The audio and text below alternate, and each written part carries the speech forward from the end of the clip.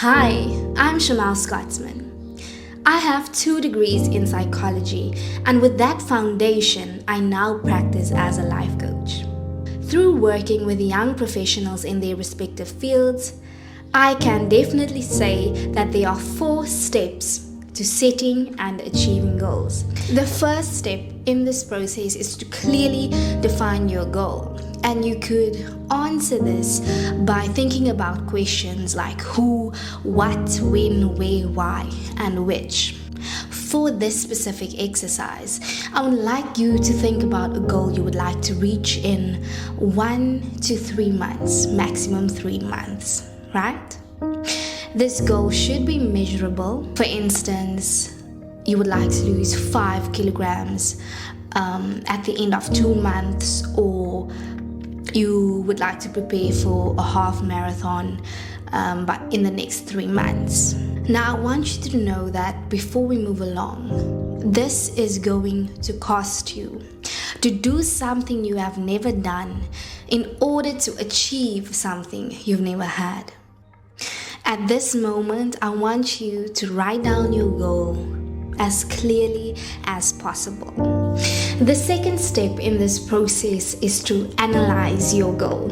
And what this means is that now you take your goal and you break it down into smaller, more manageable tasks. See, because this helps you to keep track of your process and keeps you motivated. Let me make an example. So say for instance that my goal is to run 30 kilometers by the end of 30 days in total. So this would say that each week I would probably have to run about 7 kilometers in total. If I take that amount and I break it down even further, it would simply mean that every day I would have to jog for 1 kilometer. And that's so easy because it's just around the block. Now, do you notice the difference between 1 kilometer and 30 kilometers? One sounds way out of reach, whilst the other you can almost touch.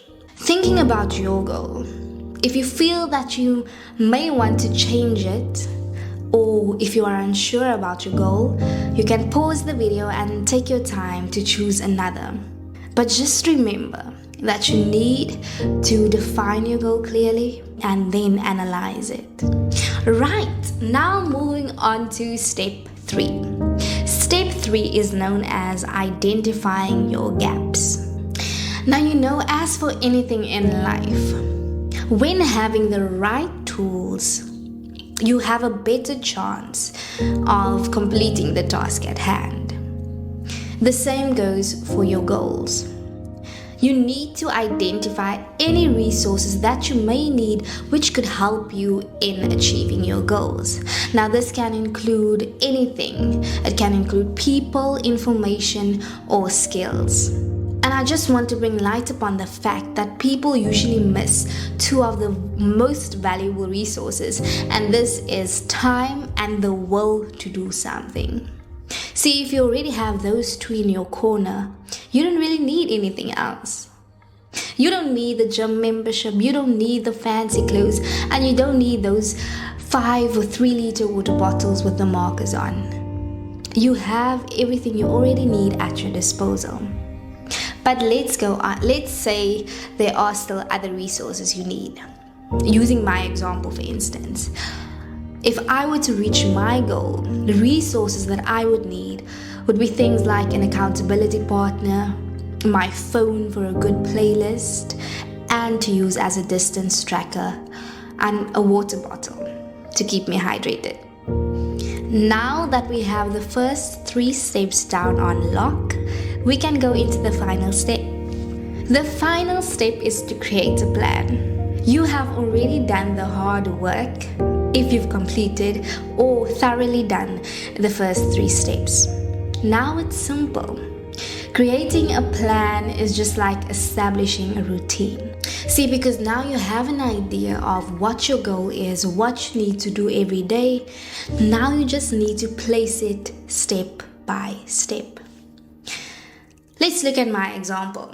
Right, So, at this point, I know that every day I would have to jog or run at least 1 kilometer to reach my goal in 30 days. So my routine around that would look something like waking up at the same time and starting my process at the same time. Thereafter, I would drink a glass of water, get dressed, and stretch for about 5 to 10 minutes before getting on the road. Once I get started, I will start off the first 500 meters, let's say, with a speed walk and a light jog. And for the remainder of the distance, I will try and jog. You see how easy that is? Now, one of the most important things is to always track your progress. This really helps you to keep yourself accountable, and it really is a driving force to keep you motivated. Another very important thing to keep into consideration is to always celebrate yourself for your small wins. When you have a hard day and you still follow your routine, celebrate yourself. When you reach the halfway mark, celebrate yourself. And when you complete and achieve your goal, triple down on that celebration, because it is something to be proud of, and it sets the tone for setting and achieving more and longer term goals. Alright, now before we end off this video, I would like to let you in on a little secret. The majority of the people who started watching this video is no longer watching this video.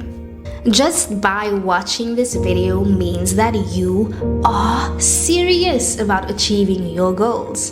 And you should be so proud of yourself for that. Really.